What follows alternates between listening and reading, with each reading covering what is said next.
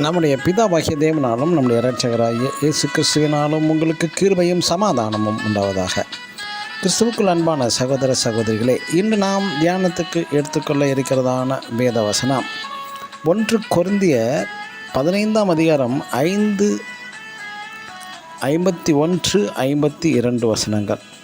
ஒரு நிமிஷத்திலே ஒரு இமைப்பொழுதிலே மறுரூபமாக்கப்படுவோம். ஆமென்.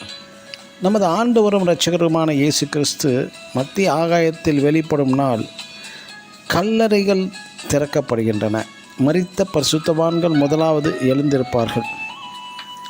பின்பு பூர்ணமாக்கப்பட்டு ஜீவனோடு இருக்கும் பரிசுத்தவான்களாகிய நாம், ஜீவிக்கிறதான நாம் மகிமையான சரீரங்களாக மாற்றப்பட்டு நம் ராஜாதி ராஜாவை மத்திய வானத்தில் சந்திக்கிறோம். இச்சம்பவங்கள் யாவுமே ஒரு நொடி பொழுதில் நடைபெறுகிறது. இந்த இமைப்பொழுதில் நடைபெறும் இச்சம்பவத்திற்கு நாம் எப்படி ஆயத்தமாக்கப்பட்டிருக்க கொண்டிருக்கிறோம்? இது சாத்தியமா? ஆயத்தத்துடன் ஜீவிக்க முடியுமா? ஆம், ஆயத்தத்துடன் ஜீவிக்க முடியும். எப்படி முடியும் என்றால், ஏசாயா தீர்க்கதரிசியின் புத்தகத்தில் 27ஆம் அதிகாரம் 3ஆம் வசனத்தில், கர்த்தராகிய நான் அதை காப்பாற்றி அடிக்கடி அதற்கு தண்ணீர் பாய்ச்சி ஒருவரும் சேதப்படுத்தாதபடிக்கு இரவும் பகலும் அதை காத்து கொள்வேன் என்கிறார். நாம் தேவனுடைய பிள்ளைகளாக இருக்கும் பட்சத்தில், தேவனுடைய கரத்திற்குள், தேவனுடைய தோட்டத்திற்குள் இருக்கும்போது மட்டுமே கர்த்தர் நம்மை இரவும் பகலும் பாதுகாத்து தண்ணீரும் பாய்ச்சி வருகிறார்.